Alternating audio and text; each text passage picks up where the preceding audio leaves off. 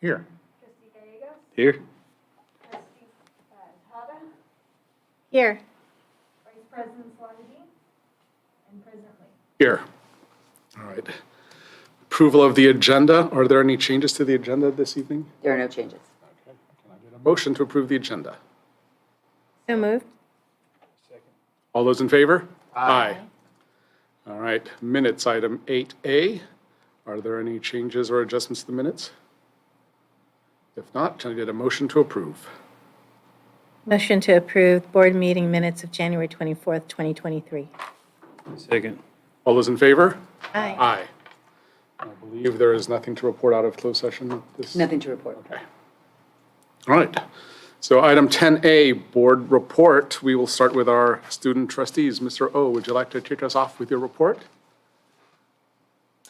If there's anything to report out. This past week we had our winter ball. We also had a ball competition at Jefferson High School, which went pretty well. Moving forward, we have a blood drive next week Friday and an upcoming meeting.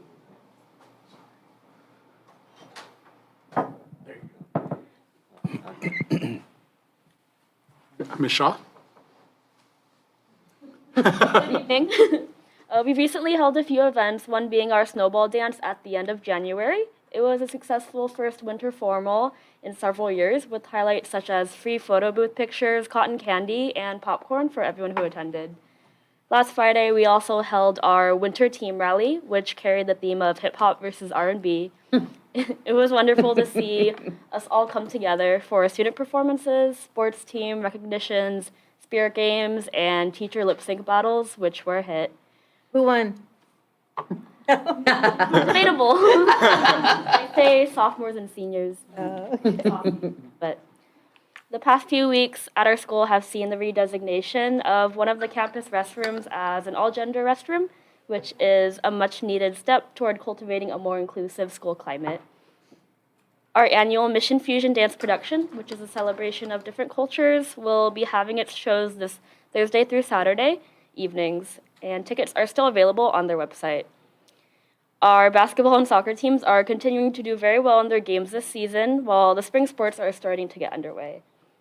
We'll also be having our second Foods Day of the year next Friday, where classes and clubs will have the opportunity to fundraise by selling various food and drink items during lunch. Currently, students are working on course programming for their schedules next year during their advisory periods. I know we're welcoming some exciting new electives, and due to our 4x4 schedule, students are offered ample space to take them in addition to their core classes. And that is all for Jefferson. Thank you. Hi, Mr. Walker.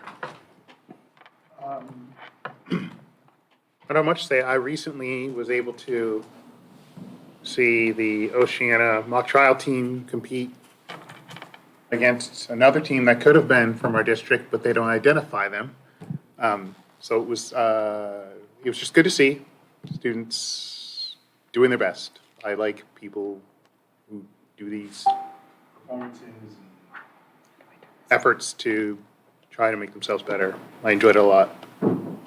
That's all I got. Great. Mr. DeAdros. The only thing I'd like to report, yesterday at the student advisory meeting, we sat down with County Superintendent Nancy McGee and the County Supervisor Dave Pine with the Student Advisory Board. And we had a really interesting conversation about the recent shootings that have been going on in close to our neighborhoods, close to our families. And it was a really interesting take to hear what all the students had to say about how they felt about gun violence and guns in general, how they felt just about being safe at schools, malls, any places that they visit. As a father, it was hard to listen to some of you guys talk about those concerns and how worried you were about being in those places or even just being at school and having to think about that kind of stuff. It was pretty deep.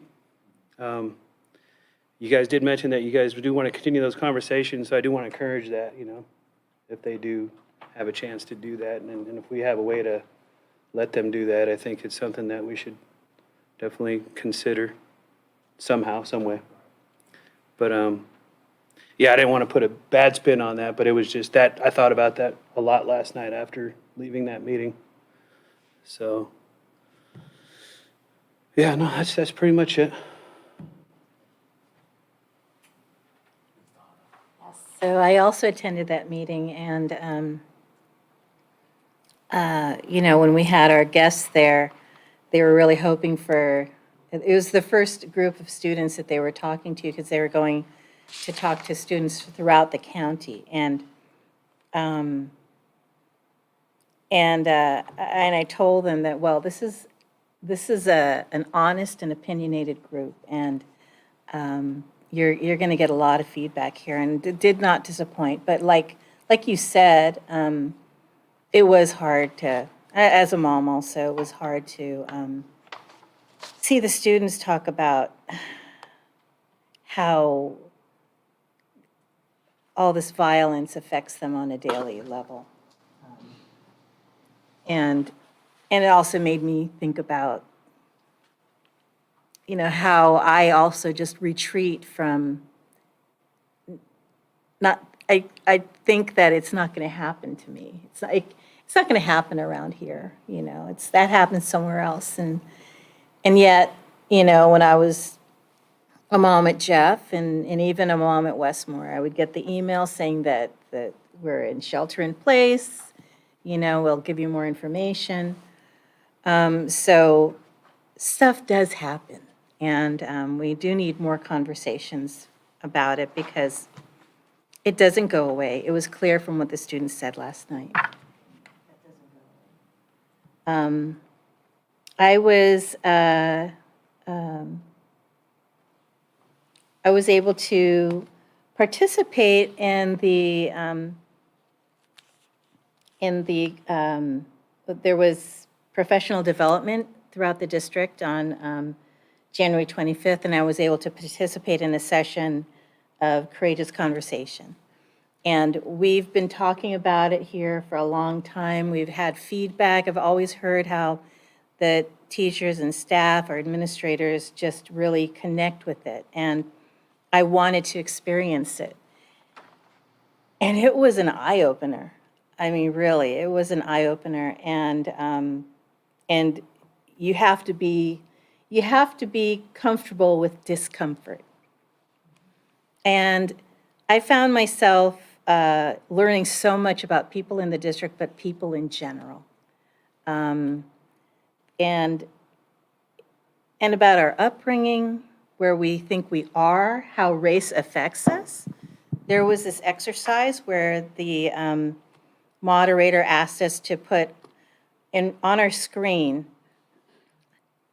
how does race affect you? What's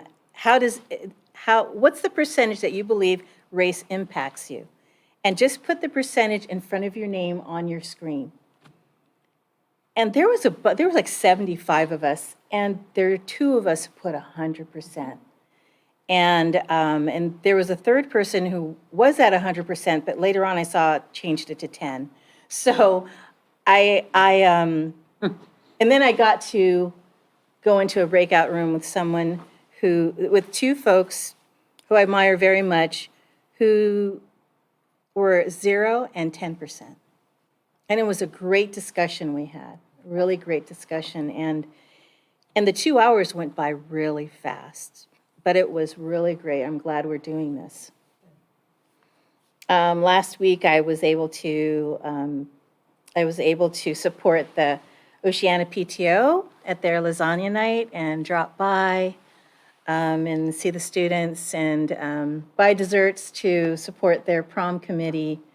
I really miss doing that, and I think I'm going to attend the Westmore PTA meeting online tomorrow night. So just to connect, and because I was a PTA mom forever and ever, and now that doesn't go away either. And then I will be attending Mission Fusion this Friday. Looking forward to it. I'm glad you talked about courageous conversations. I'm sorry that I missed it because the day job got in the way that particular day. Meetings that I couldn't break away from, unfortunately. But, it made me think about the work that we've been doing on equity and on race, that we continue to do as a district, that I remember that Trustee Saludin and I did when we first worked in the CSB Equity Network, now almost over 4 years ago.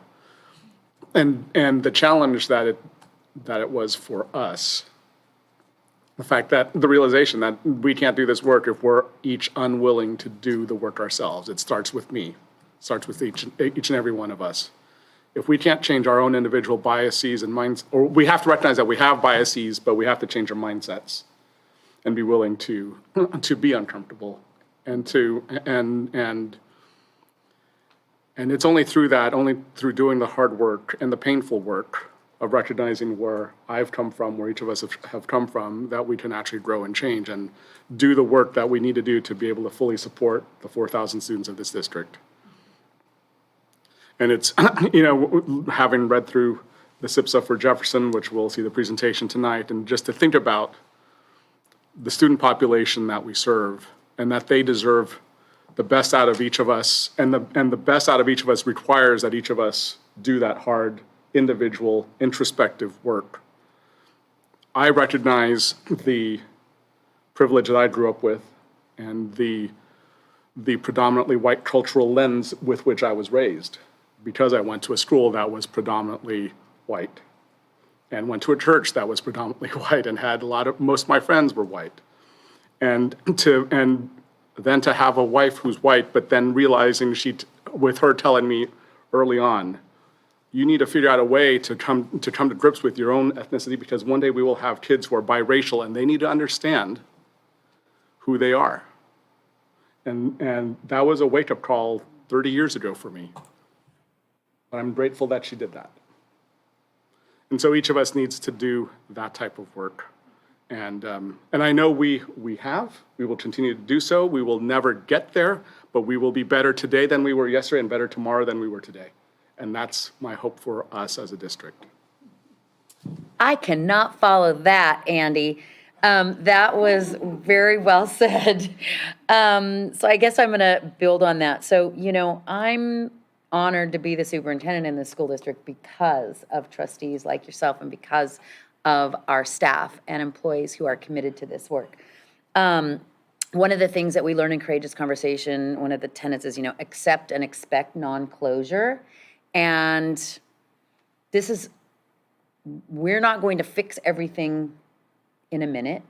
And it's ongoing work, it's ongoing conversation, experiencing discomfort, as Rosie said, it's not comfortable.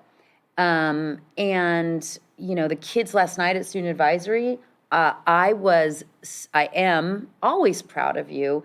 I was exceptionally proud of our students last night with Superintendent McGee and Supervisor Pine. They gushed about our students. We, of course, know how awesome our students are. But they were so thoughtful and open and honest, and it was a really good conversation about really painful topics about gun violence. I was proud that I think really at all the schools, the kids said that there were adults, counselors and adults that they could go to. And a few said, it was a real change from a few years ago. So the investment that we as a district have put into supporting our staff and students with mental health has made a difference. But so I'm going to sort of connect a few things. The work we're doing with Courageous Conversation, I think, is really important. I'm glad that many were able to come to the 25th.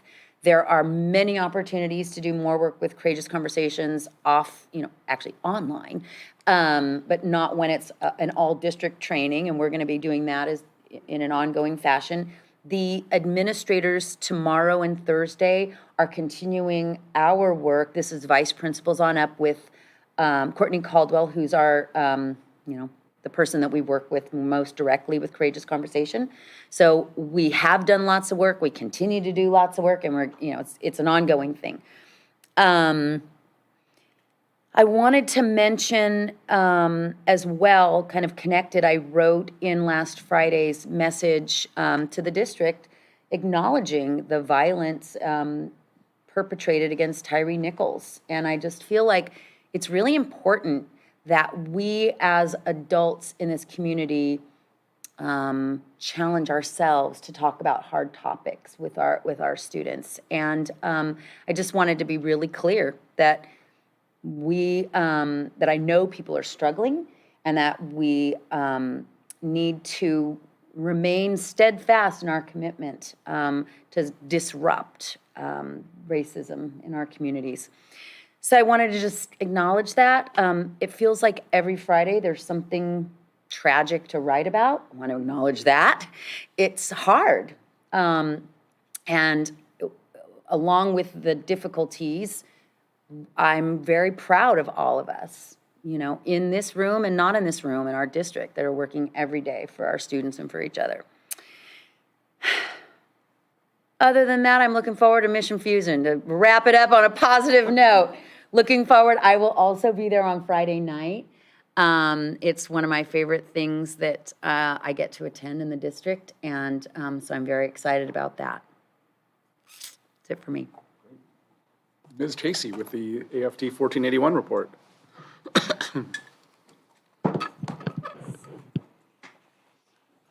Good evening. I'm going to take it to a different place.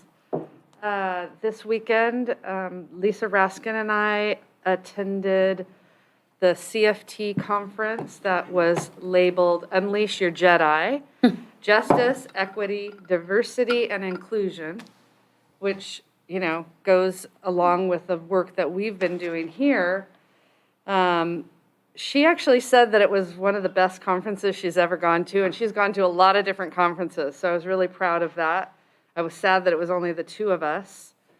One of the positive things, aside from that and the topics that we learned about or continued our work on, is that we connected with our elementary school district's local AFT 3267. And many years ago, we used to have, once a year a party together. And I think we're going to try to get together again for the two staffs to get together. They do work and we do work, and some of it overlaps, but it's very important for us to keep together, keep going in the same direction and help each other. And that's what unions do, and we support each other. So that's some of the important work. So I just wanted to say some of the strands that we worked on in the conference. Strand 1 was racial and social justice, courageous conversations from a different spin, what parents and educators need to know about LGBTQ plus youth, Asian American workers rising, Climate Equity 101.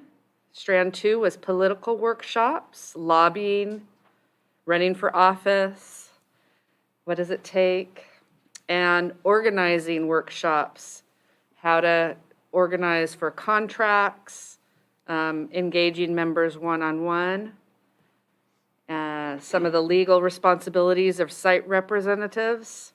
But again, one of the main things that we went to were the racial and social justice workshops, and they were really good. Member to member, talking about what we do in our school districts across California, and so it was really good work. And do we have a COVID-19 update tonight? Yeah, so I'll be reporting. So just as we get ready for President's Week, we will do what we've done for all of our mid-year holidays and make sure that the students and the staff get COVID tests with instructions to take them prior to the return and then on the third day after their return. Great, thank you. All right, moving on to consent. Is there a motion to approve consent? So moved. Second. All those in favor? Aye. All right. Item 13, do we have any public comment this evening? No, we do not. Fantastic. Then we'll move on to item 14A1, Jefferson High School SIPSA updates. Principal Harrigan. Oh, your access has expired. That was possible to expire.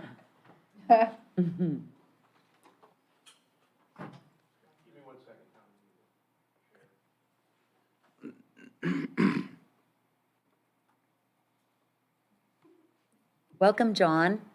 Hi.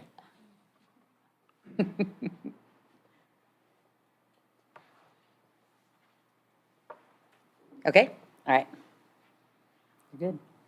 Good evening, Board President Lee, members of the board, and Superintendent Presta. It's my privilege to be here to talk about Jefferson High School tonight. Jefferson is an awesome place.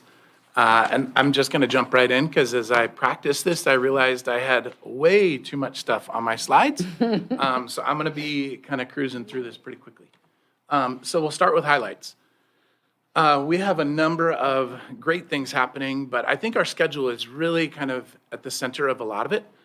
We have a 4x4 block schedule, which means that kids take 4 classes at a time, and they take a whole year's worth of courses in a semester. And so it allows students to do retakes. It allows them to, retake courses, to increase our A through G eligibility. There's so many options and possibilities along with electives. That it just provides a wealth of opportunities for kids to continue to get better academically. We also have advisory, which meets 2 days a week. It's our second year doing advisory. In advisory, we're able to provide social emotional learning, college and career information and guidance, and just create a space that a kid will have for 4 years where they can call home and really develop a relationship with that teacher. We also have flex time 2 times a week. And so we, I think, are the originator of flex time in JUHSD. I'll just put that out there. And so. No competition. No, I'm really sorry. I am kind of a competitive person. And so flex time allows students an opportunity to receive tutoring, receive support, do a retake, take tests, whatever it might be. They're able to select where they want to go. Teachers are also able to select that they want a student to come and see them. And so it just provides an opportunity for students to get support. So what else do we do really well, or what else are we really proud of this year? I think our school culture, our work on school culture and climate. We've done Unity Days, a lot of Unity Days, Camp Lead. We also have really been kind of working on intentionally talking about MTSS and introducing it. And one of the ways that we did that was through a student support plan, where we talked about what are some different behaviors that teachers might see in a classroom. And MTSS. What is MTSS? MTSS is multi-tiered systems of support.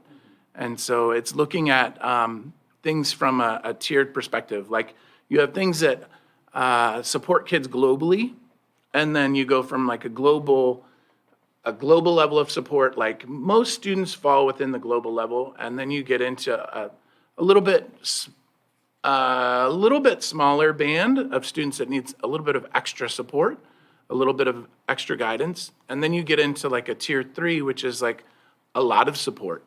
And so we have all of those at Jefferson, and we have had them, but we haven't necessarily had them called or framed in that language of MTSS.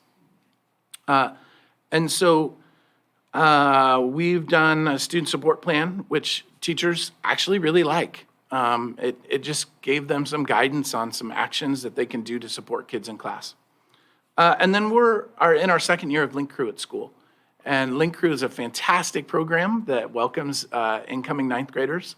It also dovetails nicely into our advisory classes in that freshmen go in they go into freshman advisories and deliver lessons at least one day a week. It's awesome. And the goal is to help support freshmen as they transition. So academically, we have a lot of highlights as well. Our A through G rate has increased this last year. And so, but I'll show you, it's not equitable. We do have some gaps in our A through G rate. As you can see, like this is the school-wide number, so 49%. Our Latinx subgroup has not met that. So our Latino students are at 36% of our students are A through G eligible. And so we know that there's a gap and that we need to continue to work on that. So went through and disaggregated some more. Again, for socioeconomically disadvantaged students, we see the same gap. School-wide, it's 46%, but for our Latinx students, it's 35%. And so we see that. And then our students learning English, again, school-wide, it's 32%.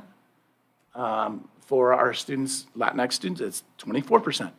So, knowing that, yes, we had experienced significant growth from 2021 to 21-22, but it's not where it needs to be. And we're below district average, we're below state average for the same demographics. So looking at the same students, we are below where we would like to be. But I will say, it's been brought to my attention recently that we used to be at 0 for our students learning English. And so we've seen that dramatic growth and we'll continue to see it. And we'll talk a little bit more about that as we get into this. It would be foolish for us not to acknowledge that we have 0 students with special needs that have achieved A through G eligibility in the last 2 years at school. And so that's an area of growth for us. So while it is a highlight, it is also an area that we know that we have some growing to do. So how are we going to, well, I shouldn't start. I don't want to start into that yet. So other highlights, we're introducing blue sheets, which we borrowed from another school. And we kind of Jeffified them with some help from Ms. Rubin and others. And so blue sheets are a way for us to provide language support and learning support for all students at school. And it really is looking at kind of a course from a global perspective and how do we, what skills do we want students to leave the course knowing and being able to do, and then developing unit plans based on that and providing the language support and through constructing meaning and other strategies. And so we're really excited about that. We're also really excited about changes to our SLE model for next year that we're rolling out. And we hope that those changes will impact student climate, culture, and also student achievement for students learning English. And the change in particular is having less sheltered instructional spaces, so having less EL classes and having students be out in CP classes more regularly, the students that have the skill level to be able to do that and to be able to open up the curriculum more and also open up the opportunities for students at school. Also this year we started calibrated walkthroughs for students learning English classes, our EL classes. We did calibrated walkthroughs. And the goal of that is to see what we're seeing. Like, let's go and see what is happening in classrooms and then be able to design release days and other support for teachers that are teaching students learning English. So lastly, family community engagement is something that we're really proud of. Our PTSA has had three meetings this year. The first one was a barbecue. The second one was a sugar skull decorating night, which was super fun. And then the last one was a garage band night that we actually held in the old auto shop garage. So it was kind of cool. It was a little loud, a little live, but it was great.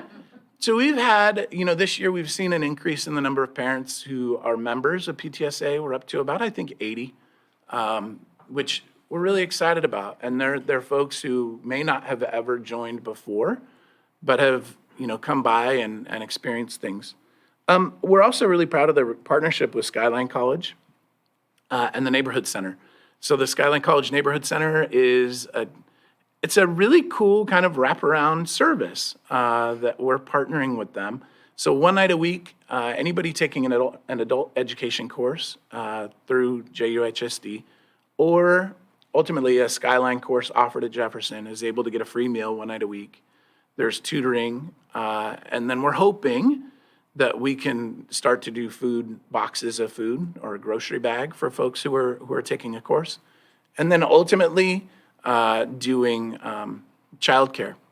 And so we're excited because it is people in our community who are able to benefit from this, and it's encouraging folks to continue to improve their skills and advance.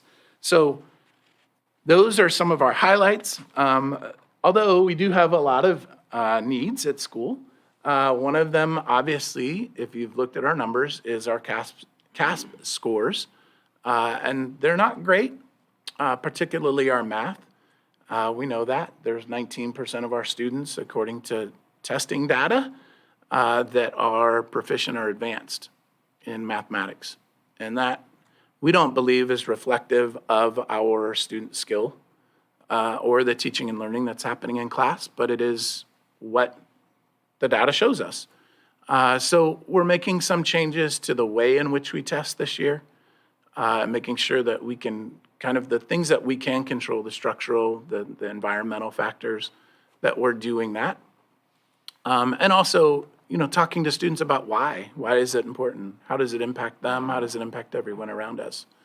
So in addition to a lot of the other educational things that we'll talk about, I wanted to call that out as a concern. And we're aware of it. And it bothers us because we are kind of competitive. I'm competitive, at least. So we'll continue to work on school culture and climate. That continues to be something that students indicate as a need, and also staff indicate is a need.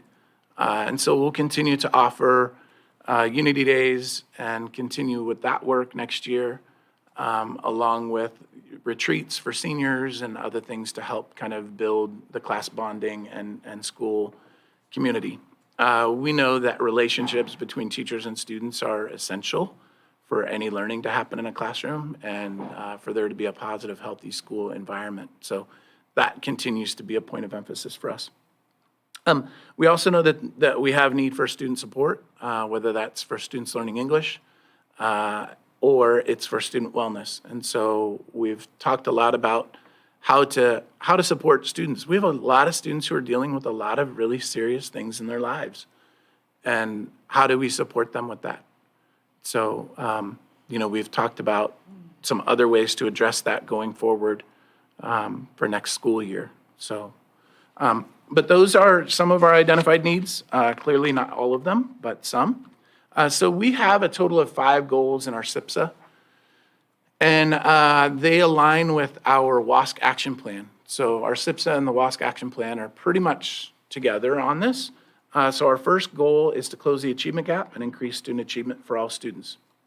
And that also aligns with our LCAP and our student learning outcomes and all of those things. So how are we going to do that? Well, we'll continue to use the 4x4. We're working on blue sheets and the development of that planning guide for teachers and staff. That's going to take a lot of work, a lot of time and a lot of work. And so it's really a concerted thing. It seems very simple on the surface when you look at the plan itself and the document, but then when you start to actually unpack it and realize every piece that goes into it, there's a lot, and it's going to take a long time and a lot of resources for us to be able to pull that off. But we believe that it'll have a really powerful impact on student learning. After school tutoring, starting that in person. We also have something cool, peer tutors, that we've started this year, and that's students helping students. And so if you think about it like a TA, except their job isn't to help the teacher, their job is to help another student in the class or students in the class. And so it's pretty cool. We're just getting it started, but it's has a lot of potential because students will often take help from other students before they'll take it from a teacher, interestingly. A quick question. So I see that for the peer tutors, there's a 30% FTE. So who is that? At this time, it's one of our counselors. Okay.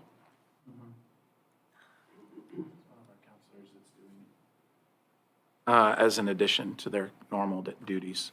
Okay, to oversee the peer tutors. Nice. Help coach them and provide support and assign them to different places and, yeah. So there's a few other pieces on here that I think are more self-explanatory. So then, when we go to SIPSA Goal 2, so Jefferson community will increase school connectedness by improving student engagement, parent involvement, and school climate. We'll continue to work with Link Crew and expand the Link Crew program. We're currently looking for 2 new advisors. We snatched up 2 of the best people, two of the best people we have, and made them vice principals. Which brings me back to one of the challenges, right? I didn't even address it. We have a whole new admin team at Jeff this year. They're phenomenal. They're all fantastic. The 3 vice principals are great, but we're all new. They would have loved As to is be the here principal. tonight, but they are supervising different things. So one's actually taking a class, one's at soccer, one's at basketball. So they couldn't be here. But we'll continue to support Link Crew transition program, increase, kind of continue to do our family fun nights and find other ways to engage community and parents, and that's really important to us. Continue to do the advisory program. In talking to students and developing the SIPSA, they really want to do more field trips to universities and be able to get out and see things. And so, being able to support that work. I see Ms. Shaw nodding her head. Yeah, that'd be great. And then the creation of a wellness center. So on campus, like a proper space that's more than a desk in a hallway, and that, really can provide some support for students as they're working through their challenges. So the third goal for SIPSA is supporting our students learning English, making sure that they have a plan and that they're connected to school. And so to do that, we have created this year newcomer groups. So mentor groups, they meet, I think it's every few weeks they get together, and it is a support group. That's been great, good feedback so far on that. We'll continue to support our social worker, whose responsibility is students learning English and foster youth and homeless students. So that's their primary job. And we, will continue to do our students learning English monitoring team that meets biweekly to support students and programs and kind of do some reflection on how to effectively support students. And then we'll continue to do our calibrated walkthroughs. We also, this year, have a dedicated SLE counselor. So we have one counselor who our students learning English are assigned to that one individual. And so that person then becomes a point of contact for teachers and students and parents. So our fourth goal for SIPSA is increased student achievement for students with disabilities. And so we are really focused next year on implementing more co-teaching and working on inclusion. It's really hard to increase the number of students who are A through G eligible if we aren't having students in classes that qualify for A through G eligibility and are taught by a highly qualified teacher in that subject area. So that's a really important piece of this plan for next year. So SIPSA Goal 5 is increased student achievement for students that are economically disadvantaged, homeless, and foster youth. And so there's not a lot here. We understand that. A lot of the work that we're doing in the previous goals will directly impact this student population as well. And so we'll continue to do all of the things that we're doing in other places to support them. Okay, so budgeted expenditures. We do have money at Jeff and part of it is Title I, and part of it are supplemental, LCFF supplemental funds. So in black are the items that we pay for out of Title I funds. So our title funds are all spent on FTE. So the 2.5 FTE to support the block schedule, 0.17 for an instructional coach to help a lot of our new teachers and teachers wanting some additional support, and then our social worker. For, to support the other things that I've talked a little bit about tonight, so blue sheet development, we're anticipating that that'll be a pretty expensive venture as we do release days and substitutes and all of that. Classroom engagement materials, so as we look at what a 21st century classroom looks like and functions like, how do we help to do that? How do we get students collaborating and talking and interacting with one another? And then after-school tutoring, link crew, bonding, and then the wellness room, looking at spending a good chunk of money on the wellness room and getting furniture and supplies for that. So I really appreciate the opportunity to talk about Jefferson. It's a phenomenal school. I'm really grateful for the opportunity to be a part of the staff at Jeff. It's a really cool place with really great students and staff. And so, thank you. Thank you, Mr. Harrigan, for your presentation. Any questions, comments from the board, including student trustees?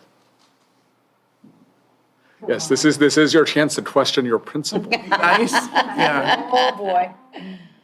I had peer tutoring starting last year, but I like it. Can you explain blue sheet development a little bit more? Yeah, so I can actually show you, can I?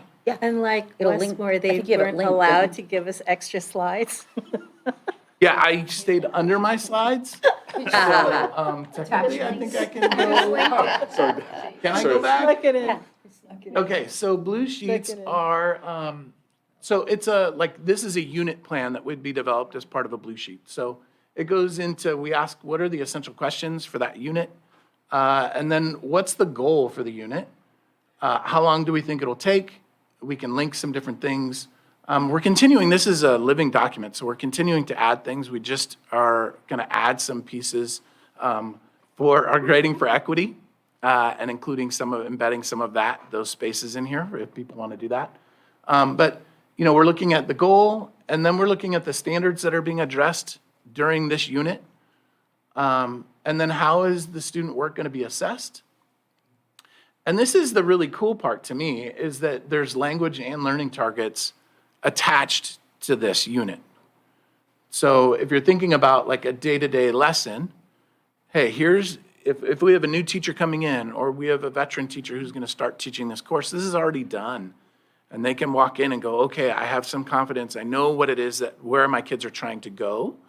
Because so much of teaching is about knowing where you want your kids to be at the end, so that everything you do during that day and that lesson is designed to support that. So the questions you're asking, the activities you're having them do are all designed to do that. So, but often teachers get busy, and maybe their objective or their learning target isn't as well developed as it could be. And so what we're doing is saying, hey, really spend some time thinking about that, and then let's link the activities to it. So how will it be addressed? Here's some slides. There's a rubric to kind of look at it. And then to help support our students learning English, we have our general learning skills. So what do we actually want kids to be able to, this is what we want kids to be able to say. And then what are the key terms? So what do we think kids are gonna need some support with as we introduce this concept or this skill? And really, it's looking at units and instruction as skills and not necessarily like content, like stuff. It's like, you can have a kid remember 1855, this happened, but really, is that what we want them to leave being able to do, or is there a skill around the analyzing X, Y, or Z, or understanding or thinking critically, and being able to talk about something? So then what are the activities? So this one is actually for Brazilian dance unit, which is cool. I know, having a unit on Brazilian dance is kind of cool anyway. But then here's one for argument and rhetoric. And so they're still working on it, but they've linked, their ELD standards to it. And so this explodes into a whole nother document. That's why you can go down a rabbit hole with these, and it's pretty awesome. But the whole goal is yeah, I didn't realize that I was actually part of this. I had a kid come up to me the other day and go, Mr. Harrigan, are you really trying to ban cell phones at school? Are you really trying to block them? I'm like, what are you talking about? I'm like, you're talking about this thing, huh? He totally made that up. So anyway, but it is a living document, so I think it's pretty cool. Yeah, it is cool. Yeah, thank you. And it's designed to be given to students. That was the next question, is how Yep. much of this do they really Yeah. get a hold of? Yeah. It's designed to be given to students. And so at the beginning of this, there will be, it's the course map where we actually talk about the essential skills that we want them to have. And then they're outlining these units. So, and however many units they take to reach those skills. And it's Could be not a 8, secret. 4, it's not a secret. It's not a secret. It's Kids like, know this where is they what want to we go. want- Yeah, That's what we're going to be doing. Yeah. Yep, this is what we're going to be doing. yeah. It's more than just a syllabus, because that's what you normally just get. Much And more than some a syllabus. syllabi are more extensive than others. Is But this is it open to them for feedback on if they have any I would hope. ideas? I would hope so. Yeah, I would hope that there's that relationship, rapport with students that they could say, hey, you didn't really hit that today. Like, well, what are we doing? Like, you bird walked all day. Well, just Like, 'cause thinking- I thought we were getting here. Just thinking back to when you were talking about math scores, math as a subject can be pretty dry. We were talking numbers and Yeah. formulas and stuff like that. Other subjects can be a little more entertaining. Science, chemistry, English language arts, those Some kind people of think things. math is entertaining. I love math, Trustee Gallegos. but yeah. numbers aren't entertaining to everybody. So it's hard to, you kind Yeah. of want to make those things fun somehow, to make them, Yeah. to make them easier to learn. Well, You and people like former math teacher Supervisor Walker? There you go. Thinks math is fun. some of it is actually looking at what are we asking them to do on a given day, Right. and what is our lesson going to look like, and how are we engaging students? And so we have a rubric developed that we're continuing to refine, but that's one of the questions, the guiding questions. Okay, are the activities engaging? Are the activities going to, they didn't have any activities yet, but are the activities engaging? And are they engaging to all? And are we, what we have at Jeff is a lot of teachers who have done a lot of PD, and they haven't necessarily had a ton of time to implement that and integrate that into all of the work that they're doing in the classroom. So we're trying to provide an opportunity for them to spend the time and dive deeply into this and put it down on paper so that they have it. And then they can ultimately, like, what ends up happening when you're prepared as a teacher is you're more present for your kids in class because you're more relaxed. Your content is dialed in. You're like, I'm good. Kids are engaged, and you're more present for them. And so you're more attuned to what they need, social, emotional, whatever it might be, if they need more support, instead of scrambling to try to, you've already done a lot of the thinking through and a lot of the formative assessment work. I ask you a question. You linked, can you go back to your highlight slide where you on your presentation have done a little extra diving on the 34 to 49%, and you have it hyperlinked there. And as we are all on the document here, it isn't yet hyperlinked. So I just want to say for the general good, we will link the newest version that has that hyperlink for you. Right. I saw some people scribbling down percentages, but we'll hyperlink that. Then also, there's a link to student support plan, the matrix, and that shows the MTSS pyramid. Thank you. So we'll just make sure, all those hyperlinks. It would also be good to just identify for those who don't know what A through G stands for, because we're all well-versed on it. but Perfect, yes. We should make sure it's for UC, CSU eligibility requirements, among other things. Any other comments, questions? Yes, Tristan. I have actually seen a lot of my teachers implement elements of BlueStacks into my classes already. A lot of my teachers have started standards-based grading instead of simply just memorization of content. And I think one of the beauties of the system is how there's a lot of space for improvement. And it kind of eases the burden off of students to feel that they have to get everything perfect on the first try. They know that there are many opportunities for retakes and to further their understanding of a certain topic that really drive like true learning of the content. So yeah, I think it's going to be a really good addition for all of our curriculum at school. Yeah. Thank you.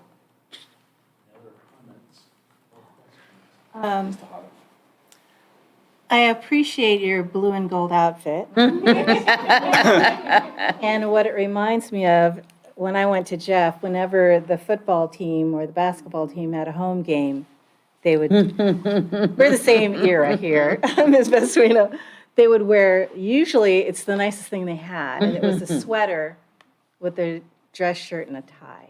And that's what you remind me of, so really cool. And I love that you occasionally will turn to Ms. Rubin, and she's like giggling, and like, she's not going to help you. No, No, but no. I need it, but yeah. And it's good to have Dr. Robinson here, and a longtime Jefferson teacher. And so I really appreciate the presentation. You seem like you've been at Jeff for a while, and this is just your first year. You know, you are in it. And we know how it's been lately. You were thrown in, and I think you've just embraced the community, the school. I think our students and our teachers and staff are in good hands with you. And that you take good care. Let's see.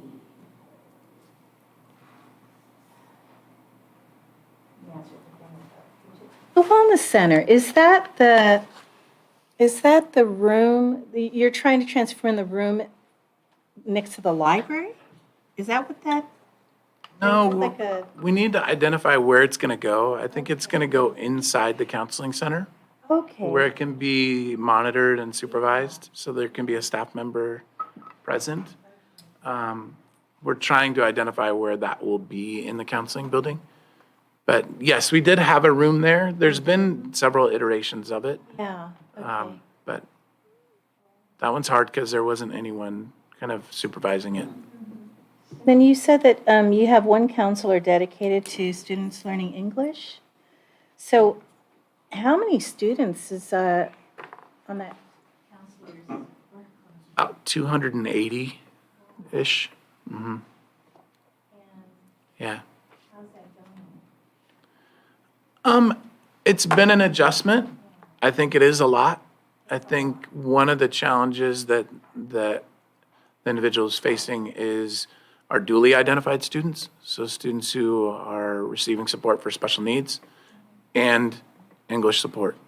And so those students are challenging.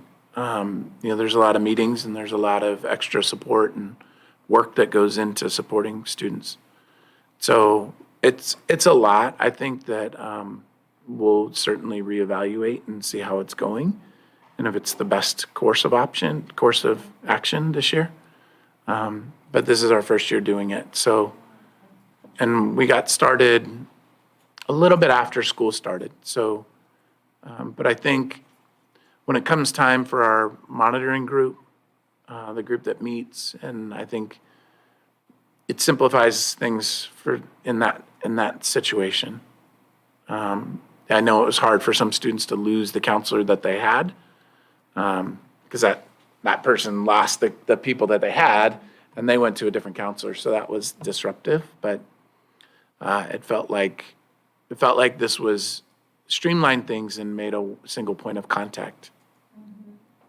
So there was one message coming out of student services and around student support and what classes and knowing what the pathway was for students To have and that families too. Yeah.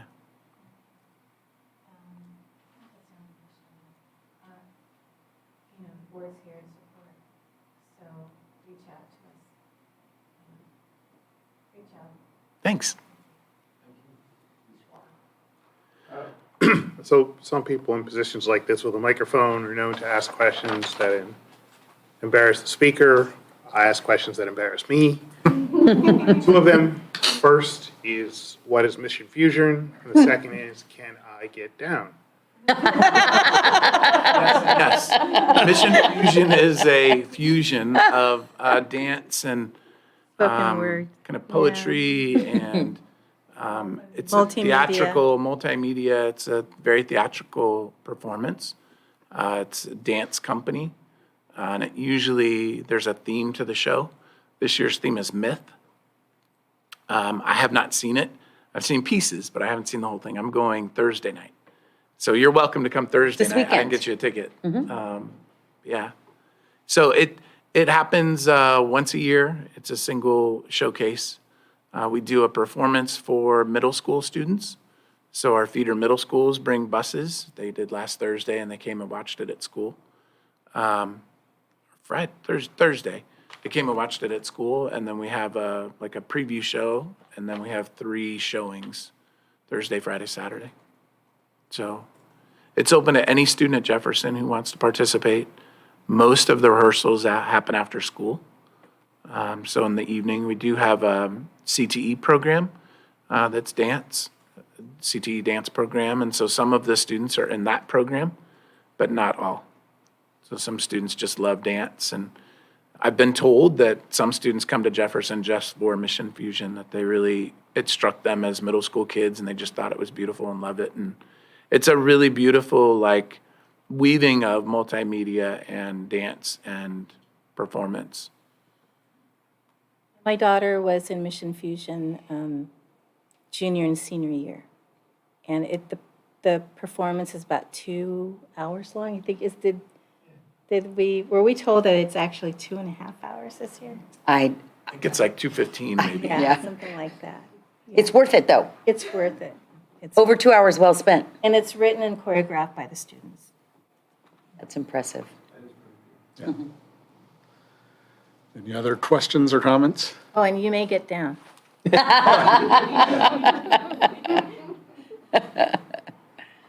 Thank you, Mr. Harridan. Really great presentation.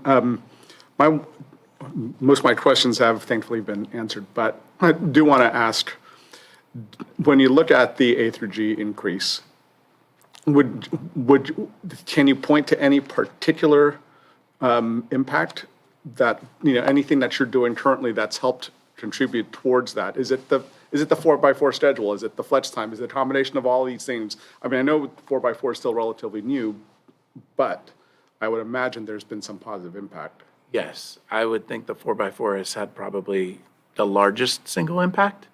Just the ability for students to retake classes during the school day.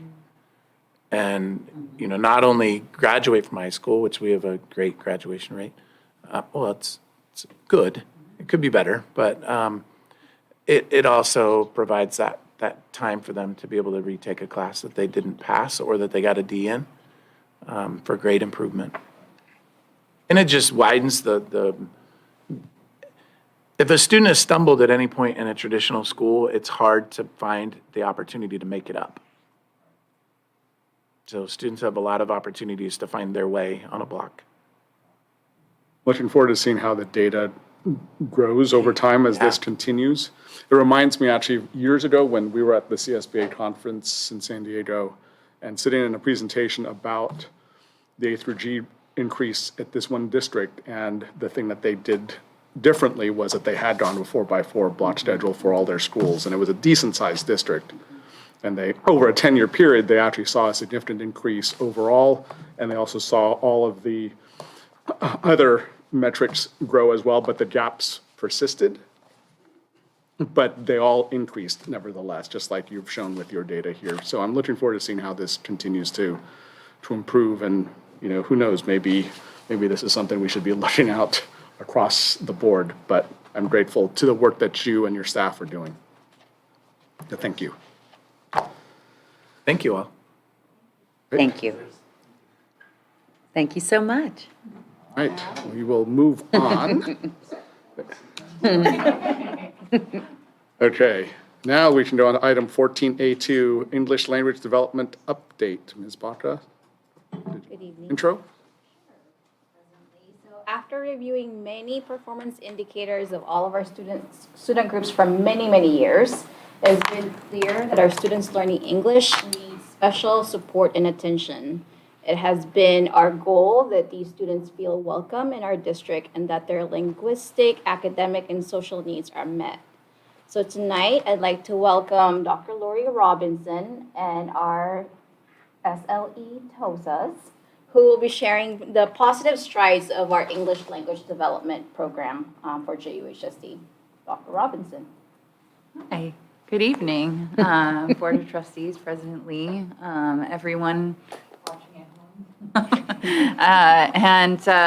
I'm excited to be presenting. I have to say, I got a protocol of 15 slides, and I have gone over that. I do want to acknowledge, I'm very excited, especially because this is the first time I'm presenting to two of our newer trustees to talk about our program. And, there are a lot of positive things, but that is a tall order to start out with. Just like in Mr. Harrigan's presentation, there's also plenty of room for growth. I am joined not in the presentation today by my team, some members of my team, but they're here for my support and also to help answer questions. This is Lisa Rubin. She is the Student Learning English TOSA for Jefferson High School, and this year she's actually moved into a role at the district office that helps to support the program in our Pacifica schools and at Thornton. They're much smaller. They don't have official newcomer population, but there are students that are classified as long-term English learners in those sites, and she helps to progress monitor for them. And so I'll be speaking a little bit more to what that is. And Lori Collins, who will oversees that at Westmore High School. So, and I'm Lori Robinson. Yeah, I think that was said. So as we look tonight, I'm going to be presenting a lot of numbers, data, both population trends as well as some of our indicators and goals for our programs and data related to that.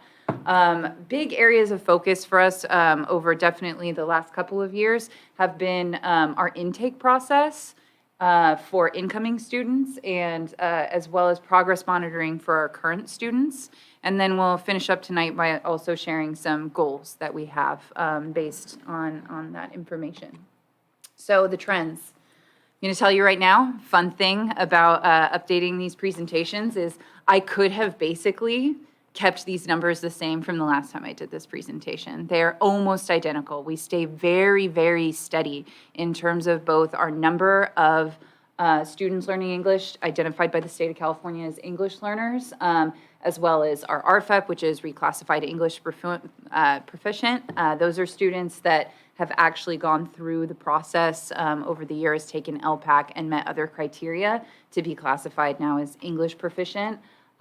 Students that initially come in and test as English proficient, and then our students who are English only. Those numbers are very steady, no matter how many shifts there are in population and enrollment through the rest of the district.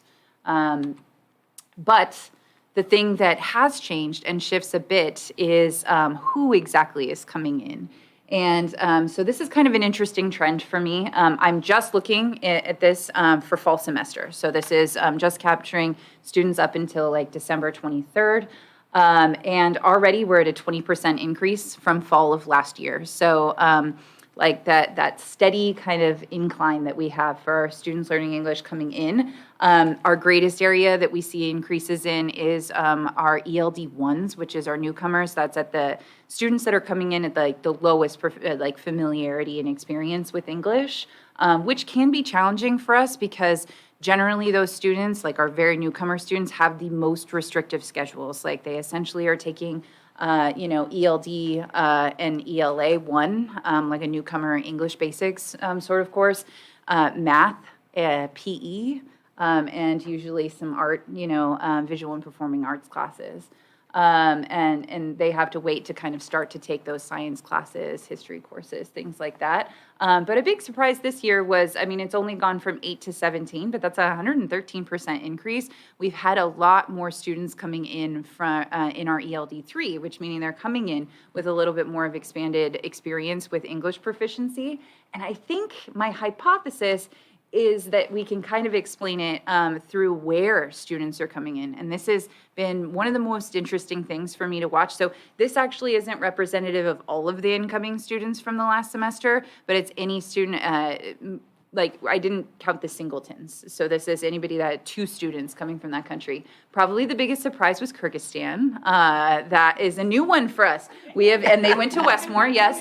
And we're a big fan of their family. Lovely, lovely family and 2 siblings, but we have never had students from Kyrgyzstan before, and that is how I learned that they also speak Russian there. And I had no idea. And their dad, of the students in question helped to do a lot of interpretation for that, because we don't have a lot of Russian speakers on hand in our district. Believe it or not, Mexico, having 2 students from Mexico is actually not that common anymore. We see a lot more students from other Central American countries, Guatemala, El Salvador, Honduras. Of course, we always have a big contingent from the Philippines. There was a recent election in Peru, and it has caused some major unrest in terms of residents there. So that's actually a big increase for us to have 6 families from Peru there. Probably no surprise if you've been, paying attention to the news that we, have some students from the Ukraine.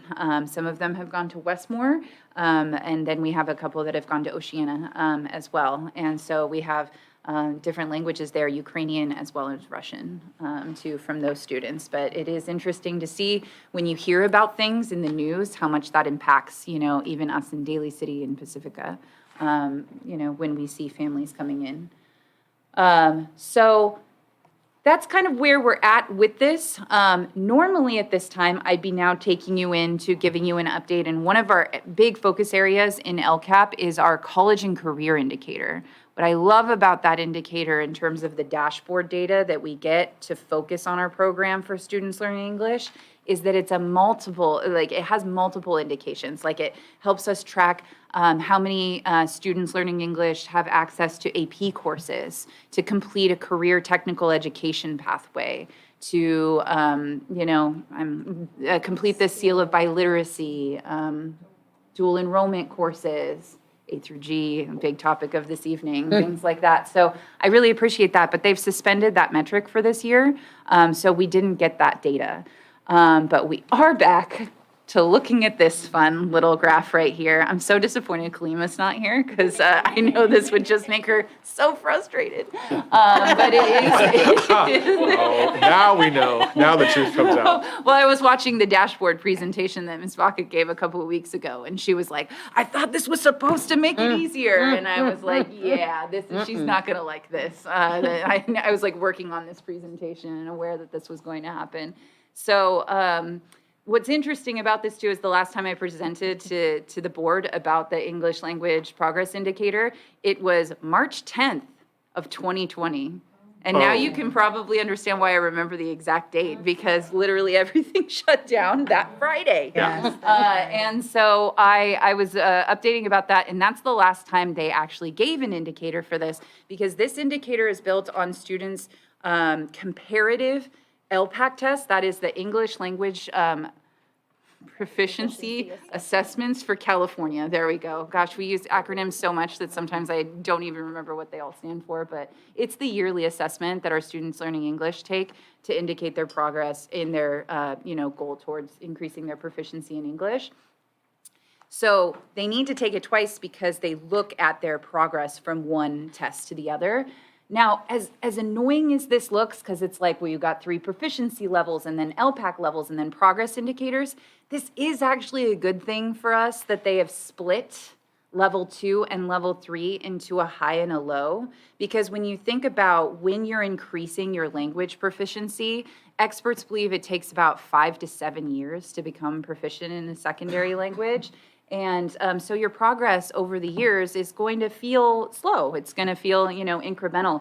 And so having something to be able to present to students and other colleagues that say, no, you have progressed. You went from being a 1 to a 2 low, or a 2 low to a 2 high, instead of saying, nope, you're just stuck in 2. I think is helpful to, gauge student progress, to help understand everything else. But it does, much to Kalima's chagrin, make things a little bit more complicated. But this is where we are as a district overall in terms of these English language progress indicators. We have about, in 2019, it almost looks very, very similar from 2019 to now when we had this, and you figure, wow, we've just been through so much so in those few years that it's kind of incredible that it ended up looking so similar. But we're hovering just under 50, like in the low 40% of students who are making progress. So they're seeing an increase. We have another large contingent of students, a little bit more than a third, that are just keeping steady. Partially what we could account for this is that we get a lot of students, as you saw on that other slide, that enter in as ELD1, and that will often be like, very much ELD1. Like the lowest possible score on the initial placement test is a 150. We have a lot of students that come in at 150. And so they might, in this particular graph, be in that 37.4% of just hovering in the 1% consistently. They're still doing that. What we overall want to see shrink into nothing is that 19.5% of students that are actually decreasing a level. When we have students here, we should definitely have programs that are helping students progress or in their language acquisition. So that's the overall goal that we have, and so that is kind of where we're at. One of the things I do want to point out, though, is this is broken out by school site. Unfortunately, I don't have Thornton or Terra Nova High School because they, remember, it's students that have taken a test twice. And so they did not have more than 11. Oceana just only had exactly 11. That's why they're being reported out on. And then you can see Jefferson's numbers. They had 187 and 124. They have larger programs there for students learning English. But you can see that Westmore had a lot more success than Oceana or Jefferson High School. Part of what I have a hypothesis of going on is the site testing environment. So typically, how the test is given is at Jefferson and Westmore, they're actually starting to give it as of, next week already. And so it is divided up. It's a test that has 4 domains: reading, writing, listening, and speaking. And we split it up for most students to take it day by day in their class. So they'll take listening on Monday, reading on Tuesday, and do it in a piecemeal fashion like that. At a site like Oceana, where there are only, we already actually finished most of our testing at Oceana this year because there's only 19 students. We have 3 left to get to, and we just started this week.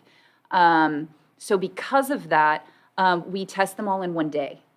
And it occurred to me that then I looked at Jefferson and I went, because of the 4x4, currently there are less students that just where it fell in their schedule that is taking their designated EL class. So last year we actually set up a similar testing environment for them as well. They had more students that were just being sent to the library and taking all 4 domains, reading, writing, listening, speaking, in one day.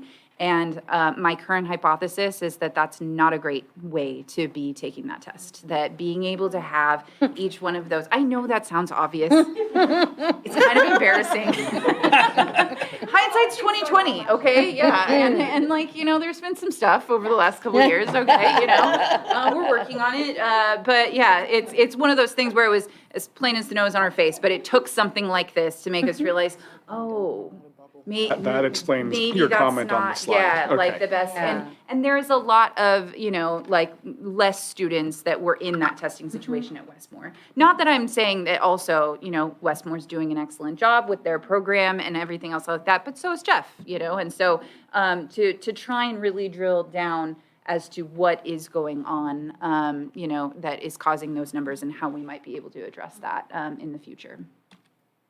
So, that kind of takes the programmatic side, the language acquisition side. The other side of our program for students learning English is always like the climate aspect, and particularly because, as you saw with the breakdown of countries, we have students that are coming from situations that aren't great. In a lot of cases, perhaps even highly traumatic situations. And so it's been an area of focus for us for a while now to have an intake process that's more warm, is one of the words that I would use for it, that we use a lot when we discuss it, that it's an easier process for our families, that we're addressing needs that our students are coming in with more quickly and better as a system overall. When I presented this presentation last year, here were some of my goals. It was to continue to refine that process, especially at the district level, to improve that communication and the link between what the district office was doing when students first come in and register, because that's the first step here in our district. They all register through the district office, and then they're assigned to the school site. And so how can we make sure that transition is as smooth as possible? Conducting needs assessments so that we know, right away when students and families get here, if there is something going on that they need, and we can put them in touch with that as soon as possible. And to really strengthen the partnership between the social worker and the family liaison. So as a reminder, this is kind of how the process works. When students come in, they register online or with assistance from our special project assistants. So that is Patty Del Rio, Gabrielle DeGandan, and Tino Imanowski at the district office. They are all there to help families register and work through the process. If they flag on the home language survey, which is something they fill out as part of registration, and if one of the, it's 4 questions, and if one of them indicate that it is not English, they're flagged for the LPAC initial test, and then they're going to work with the special project assistants both on completing that test and completing an intake interview that ranges from, like getting a little school background on them to fun questions too, like, what do you want to be when you grow up? What do you like to do outside of school? Just some questions that sometimes surface some pretty serious things, but also can be just, the getting to know you kind of questions that can then be shared with teachers so that the student already has kind of like a point of contact when they come in. That information is shared with VPs, counselors. It's uploaded to Elevation, which is kind of like our electronic like student file. For each one of our students learning English that has like just a bunch of test information, grades, other kinds of documents. It's also how we do our progress monitoring, which I'll speak about in a minute. And then the social worker, the students learning English, teachers on special assignments, the counselor that's now dedicated to our students learning English, our family liaison, they all kind of come together and continue that work of progress monitoring the students as a part of intake. This is a lot easier to do with a fully staffed team. Like, this is one of the things that I'm coming to you that I'm the most proud of, that we've really improved, and yet it can't escape my attention that also, like, we've actually had family liaisons hired since the beginning of the year. I couldn't tell you that at this time last year. Same with our bilingual paras. The students learning English counselor is new. Our DO team, Gabby is really new to that. She's been such a great addition. Also, so we have Ariana Tapia at Jefferson High School. Diana Villalobos, better known as Tia Diana, in my house. That is because the Villalobos here is the same as the Villalobos here. Jose Sr. Has given great gifts to Jefferson Union High School District. What else I just really find cool as a point of interest is that both Jose Villalobos and Gabriela Moraga, who are now the students learning English counselors at Westmore and Jefferson, both started out as the family liaisons at Westmore and Jefferson, and partially through the encouragement of one Corrine Baca, they both, were encouraged to become counselors. So hopefully we can do the same with this next set and start the new generation. We get great feedback from Berto Rodriguez and Don Francis Paredes as the bilingual paras. It took such a long time to get them. We're actually posting for additional bilingual paraprofessionals at each school site, but much like the first go-round, the second go-round has unfortunately not yielded a lot of takers so far, a lot of applicants. So we're working on it, but slow progress, and it has been fairly positive.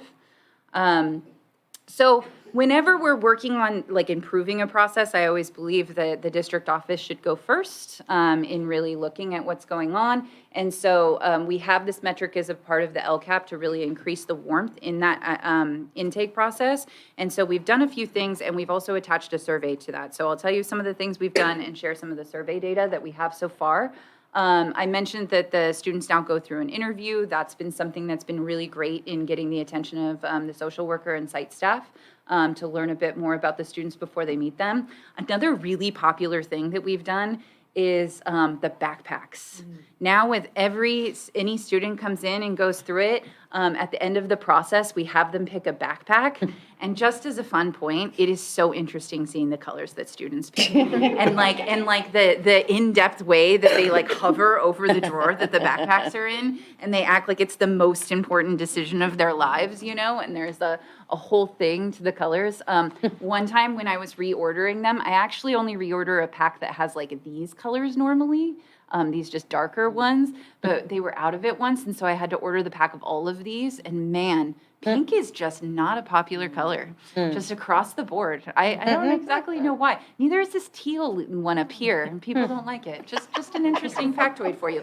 But our hope, moving forward, is that the idea is that they bring the backpack to the school site, and then through proposals that, you know, the TOSAs will be completing with their school site councils, that we can get like a stack of hoodies that have like, you know, Jeff, you know, like mascot and like, you know, other things on them, grizzly merch kind of stuff.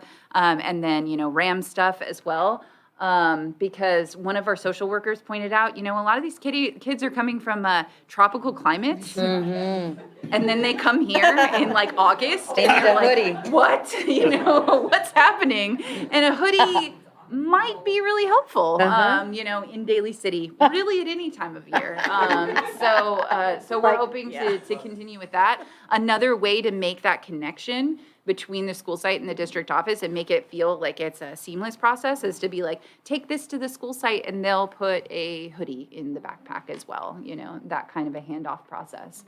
So to see how we're doing with everything, my team now, you know, Gabby, Patty, and Tino will send out a survey a few days after the student has completely completed the registration process and has been pushed to their school site and been given a schedule. You know, it's like any other survey. You know, we are still working also at the completion rate, you know, like though we've had something, you know, like 80 some students, you know, we do only have about 13 respondents to this.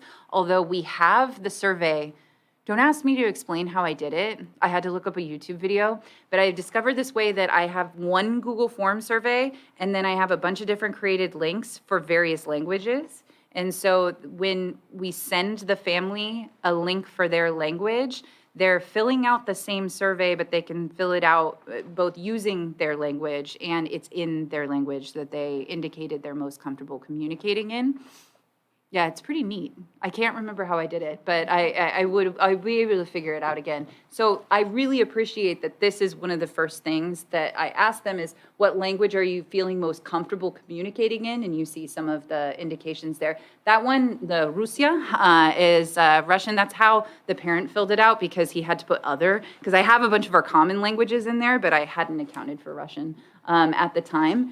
But every single one of the families that filled this out, when I said, okay, so that's the language you're comfortable in, did you receive communications that, you know, you felt comfortable with in this? And 100% of respondents did say yes. So that's really great. And as you can see, most of the students, respondents are still going to our main schools with the newcomer programs, Jefferson and Westmore.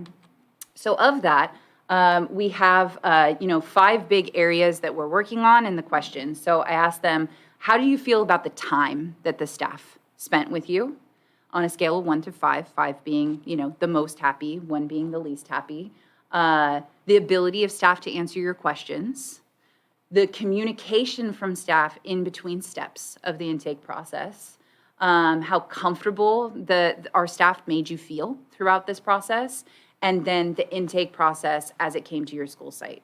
So this is kind of a graph of the respondents. I want to point out that blue bar, one family respondent gave us a 3 all the way across, and they did luckily leave a comment explaining what their frustrations or unhappiness was about, and they believe that particularly we need to have like a more site-specific orientation for students that speaks directly to like how they, it boiled down to like how you are as a student, right? Like how do you turn in homework, you know, like where do you get the sense of expectations?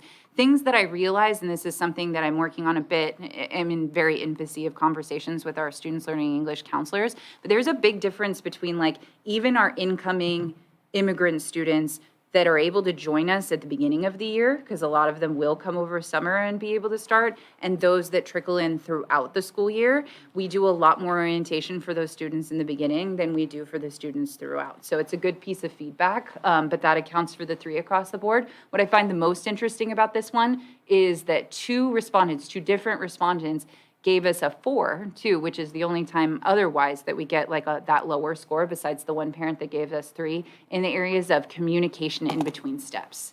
And though they didn't further elaborate, there weren't comments for this one, I still think that that's really good feedback for me and our team. And then this, I just love, this was there's a lot of comments on the feedback form, but here we have some, and they were able to express themselves in their language. So we have Spanish. We have what at first might appear to be Spanish, but no, it is Portuguese. And then we have Russian and Chinese. Google Translate tells me that this means no problem, everything was fine. And that this, I don't know if it's Google Translate's fault or if the parent misinterpreted the question, but apparently this just means yes. Yeah. And it Yes. was just in the feedback of everything there. So just neat. It's always fun for me to receive these comments and, figure out what feedback they're giving us.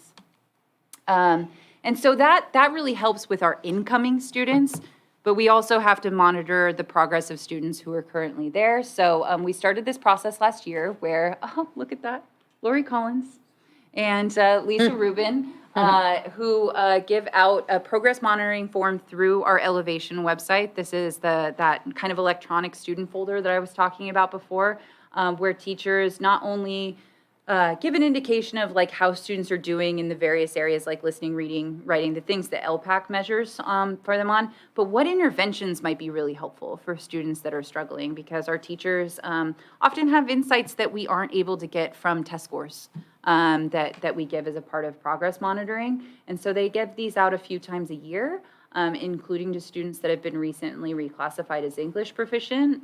And we started this last year, but we were kind of like, okay, now we have all this information. What do we do with it? And how do we make sure that we're actually using that information and making sure the kids are getting good interventions? And so that's really been the focus of this year. And because of that, here's just a sampling of some things that are now offered based on the feedback from the monitoring forms. So there's one-on-one wellness supports. There's the newcomer groups. You heard, I was very validated when I heard Mr. Harrigan speaking about a few of these things happening too. And the progress monitoring group that Ms. Rubin and Ms. Collins both run at their school site that reviews these monitoring forms as well as tests.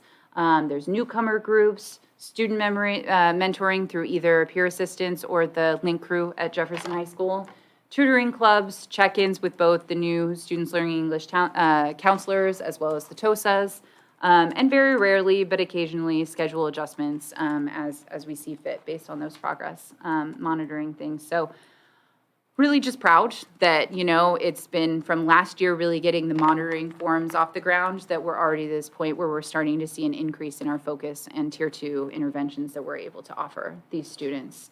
But that does also bring us to our goals and next steps because, really I want to just celebrate that. I think there's a little bit too that like coming out of COVID and just feeling like we almost had to restart everything from ground zero, that from just last year to this year, in addition to being full staff, just really feeling like we've just made so much progress. I mean, it was something I know Lori and I spoke about this afternoon, just that like the site teams and how well they're working together. Like I just know that every day that passes, like our students are getting more of what they need, and that's just a really great feeling. So the goal is to now start having it reflect on some of those metrics and indicator, right?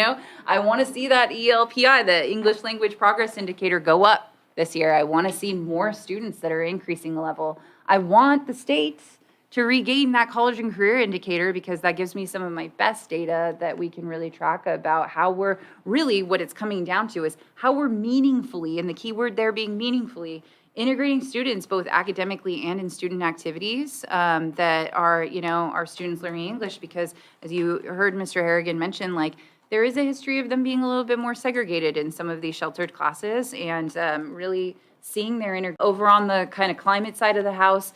Based on that parent survey, I really want to take a look with my team about improving the communication about the intake process in between those steps and take a look at how we can work on that.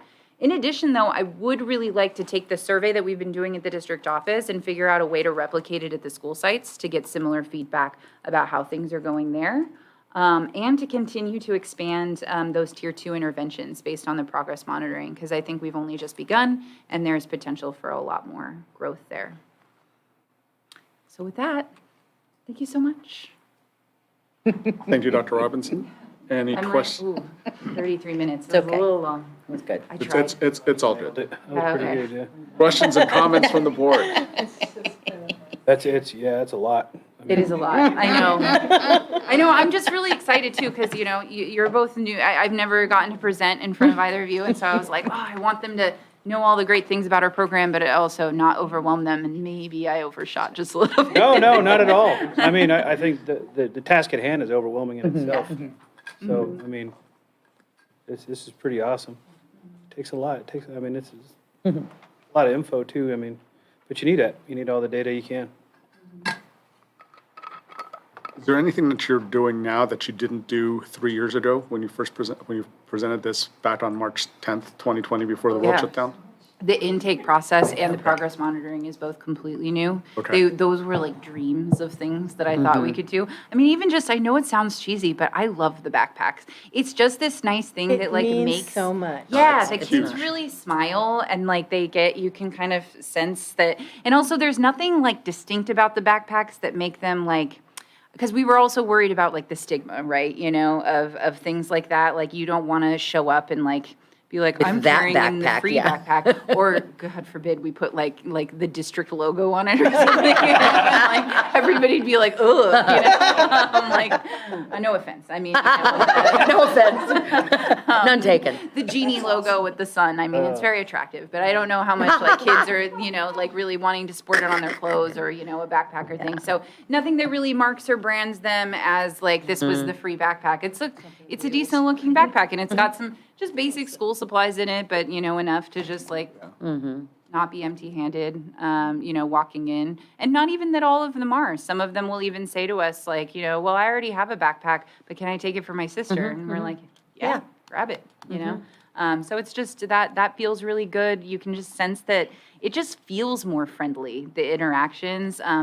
It's really a difficult thing when students first come in and gosh, I can't even imagine being in a completely different country, not necessarily knowing the language at all, and then having to be like, hi, welcome, come into this small room with this person you've never met before and take a test in this language that you are super unfamiliar with. How intimidating that is, and how we've just really been working, like, what are the different ways where we don't lead with that, first off, and that we can not just, like, say, hey, this is okay and this is fine, but actually, like, demonstrate and behave in ways that are actually, like, more warm and welcoming. And as simple as it seems, like even just the backpacks have really, I think, Big made deal. a huge stride with that. May I make one point? At the end, Lori was referring to the fact that won't it be great when the data catches up to what's actually happening? And so that happens a lot, right? I mean, especially in high school versus elementary or middle school, these high stakes tests don't feel so high stakes to them. And so sometimes it's kind of, a lagging indicator of what's actually happening. And there really is great work happening. So I just want to say that there's great stuff happening. And I know that the improvements are happening. And so that the changing of the testing environment, like, we did kind of make a face, but no, I mean, you figured out like, oh, let's do this differently. And then maybe the test will show the great outcomes that are happening. So anyway, there's lots of good work going on. Yeah, so I really appreciate that, having a warmer intake process is part of the LCAP, because it matters. It really does. And when you're talking about the backpacks, I mean, it reminds me, when I was 19, I enrolled 3 of my cousins from the Philippines. I enrolled them at Jeff when I was 19. Because my mom did not feel proficient in English to enroll them. So I enrolled 3 cousins at Jeff, and then 2 little cousins at TRP, And I mean, and they all looked at me like, who's this kid bringing these kids here? But and so I really appreciate that we are helping these families, you know, and some of them coming here in very traumatic fashion, you know, and that they're coming throughout the year. And I'm glad that you identified that, you know, we've got to keep this going for every student, no matter what level they're coming in, at what time of year. That must be really, really hard. And because I remember I didn't enroll them at the beginning of the school year. It was like they had missed a quarter already. And they were that much more far behind. And I just, you know, remember one of my little cousins, one of her spelling words was campfire. And she asked me, what is that? And then when I tried to describe to her how fun it is to have a campfire, she just looked at me, because then I realized where she came from. Her house had dirt floors. This is not fun, you know. She can't relate to it. And so what you're doing here, I mean, I love all the slides. It provides so much information, and especially the birth countries. That's very interesting to me. You know, just who's coming to our district, and how is we're a diverse district already, but, you know, how diverse. I mean, it's gotten even more. So, but I really appreciate what Ms. Collins and Ms. Rubin and you have been doing, and just, gosh, getting fully staffed. What a dream. Difference. And also to your point too, you know, the one thing that we have to keep in mind about the students that are incoming too is how much is out of their control. And just even as students, but then even their families and parents too. Like when we're looking at the birth countries, like it always strikes me that I know for sure, and I'm only looking at Ms. Baca because I know she knows even more about this, but I know for sure Honduras. Is it Guatemala too that goes, like their school year starts in like April and ends in December? It goes more of like the calendar year than our school year, going like halfway in between years. And so often when they come to us, like in December, in January, they are coming at the end of their last school year, you know, and they know that they're going into a system that is different, but it's like they can't sort of help it. They finished out their school year coming with those transcripts, and then to be told, oh, sorry, you're already a semester behind, you know, and just being conscious of that too. So really trying to work, Gabby, one of our new special project assistants, has been really helping Jean Enriquez, who previously was doing transcript evaluation, and really trying to streamline that process too, along with, you know, I know you both helped me at the site with that, and reviewing those so that at least students are also getting as many credits as they can coming in the door, so they're not feeling as frustrated. On that, I mean, are there certain times of year where we do see spikes in newcomer students, and then other times where it's just a trickle here and there? Yeah, it's the beginning of the year, December, January, like even now-ish, you know? Yeah, unfortunately, there's another weird time where like we literally, Doreen's nodding because she gets blamed even though she really should, because she has to send the emails. Even tonight, my husband, who is Jose Villalobos, one of the counselors at Jefferson, looked at me and was like, man, Doreen, a 12th grader that's coming into Jefferson? And I'm like, oh yes, it's Doreen's fault that this is happening, you know? Like, it was all of her master plan. But, you know, like, it's hard. There are some predictable times, but then weirdly, like, we'll get a bunch of kids in May, and people will be like, why are you sending me a kid in May? And it's like, because that's when they came and finished registration, and they have education rights, and they've got to be here, and if they can at least come and maybe meet some folks, get a few familiar faces, it'll make whenever they do get to start full-time that much easier. Summer school, totally. Okay. The other thing I just want to add is I'm really grateful to see you actually incorporate the feedback from the surveys, even though the survey data is, you know, relatively light in terms of the number of respondents. Yeah. But the fact that even if just on one comment alone, you're already addressing it as something that you want to be able to improve upon. So I appreciate that attention to detail. I also have to point out that Ms. Collins is wearing green for Westmore tonight. So.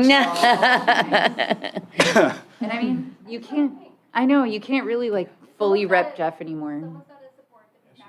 Yeah, the pink backpack. There you are. You're in their corner. I appreciate that, Ms. Rubin. Very good. Any other questions or comments for Dr. Robinson? Thank you. Well, thank you so much. Thank you. They're really helpful, very informative.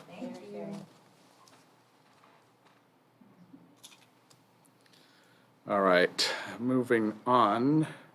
Item 14B1, Board Policy Update BP 4030, Non-Discrimination in Employment. Ms. Lujan. Good evening, everyone. Before you for discussion this evening is an update to Board Policy 4030. It is a very small update in a government code that changed military and veteran to veteran or military so that way both classes are covered and not considered one individual. And I welcome any questions you may have about that change. Any questions or comments? Great. Thank you. I guess we'll see that in consent at the next meeting. Great. Okay. Item 15A1, Delegate Assembly Ballot, Subregion 5B, San Mateo County. Ms. Presta. So each year you receive the delegate assembly ballot. I believe that you vote for no more than 3 candidates to serve for CSBA. It looks like one of the candidates is our own Kalima Salahuddin. And another one is Greg Land. I don't know Heather Hopkins, but I will put it back to you folks. You may know Heather Hopkins. I've met her a couple of times, and I think, Have any discussion? any questions or comments regarding this? This is an action item, so if you're all good with this, I'll entertain a motion to approve, To vote for all 3. to vote for all 3. I don't know about that Greg Land guy. He's going to watch us. We'll just snip this piece and send it to him. Move to approve the delegate assembly ballot, subregion 5B, to vote for all 3 candidates. Second. All those in favor? Aye. All right, thank you. Motion passes.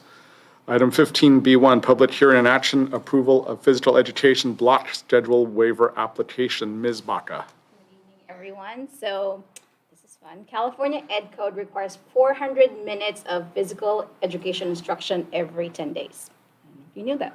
But Jefferson High School's 4x4 schedule does not allow students to meet that requirement, as students are not enrolled in PE the whole entire school year. So it means that some of them are enrolled just in one semester, and then the other semester they're not enrolled in a PE class. So because of that, the State Board of Education allowed for a flexibility by creating a waiver for block schedules. And this was adopted way back in 1984.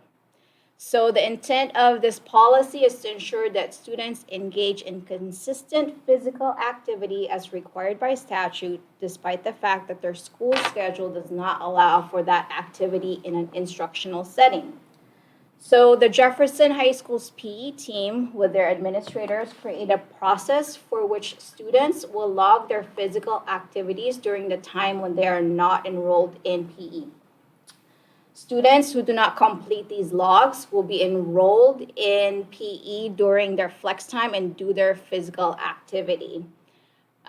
So this process is very similar to many high schools that have the 4x4 schedule, including the one that Mr. Harrigan came from. And so before I submit this waiver to the State Board of Education, it is required that we as a district hold a public hearing and that the board approves this waiver. So it's my recommendation that we approve this PE waiver for Jefferson High School. Any questions or comments from the board first before I open the public hearing? I have a question. I just couldn't work out the math. So how much PE are they currently doing while supervised? Is that the right way to say it? So they are in 80 minutes of PE every week. And so that actually, every day during the semester. So the requirement is that they have to be between 80 to 90 minutes during like that semester. So this will meet that requirement. Thank you. Right. I will open up the public hearing. Any members of the public wish to comment? All right, I will close the public hearing. Is there a motion to approve the waiver? Motion to approve a physical education block schedule waiver application for Jefferson High School. All those in favor? Aye. Opposed? All right, thank you very much. Item 15C1, application for a variable term waiver, Pedro Ramos. Ms. Lujan? Good evening, everyone. Before you is an application for a variable term waiver for Pedro Ramos. He is currently a substitute for our district. He is interested in taking on a teaching position in adult school, part-time. And he currently holds a bachelor's degree in philosophy and classical languages. He also holds the teaching English to speakers of other languages certificate. He has experience working with English learners and is really excited about joining the adult school staff in this capacity. Great. Any questions or comments? Otherwise, I'll entertain a motion to approve the variable term waiver. Motion to approve variable term waiver for Pedro Ramos. All those in favor? Aye. All right, motion passes. 15D1, Resolution 2022-2023/13, directing preparation of the 23-24 annual report of the JUHSD Maintenance Assessment District. President Lee. Back in 1991, the Jefferson Union High School District Maintenance Assessment District was formed, and this was to provide funding for maintenance and service of public facilities and improvements at the locations around our school district. We go through 3 steps each year to maintain this maintenance assessment district, and if we don't do that, then we lose this funding. It's about $350,000 per year for improvements of our facilities. This time of year, we direct the work of our consultant, SCI, and then in May, you will receive their draft report. You will approve their draft report and announce a public hearing. The public hearing then happens in June, at which time you direct the assessment of the levy. The levy is between $7.50 to $10 per single-family dwelling, is the way that they phrase it, single-family dwelling. So what's before you today is a resolution to direct SCI Consulting Group to perform this work. I will take any questions. Questions or comments? If not, I will entertain a motion to approve it. Is there a second? I second. Okay. All those in favor? Aye. Great, thank you. All right, item 16, consideration of future agenda items. Anything from the board? Nope, not this time. All right. And 17, do we have a motion to adjourn? This one really should go quickly. Motion to adjourn. Second. All those in favor? Aye. Meeting adjourned at 8:51 PM.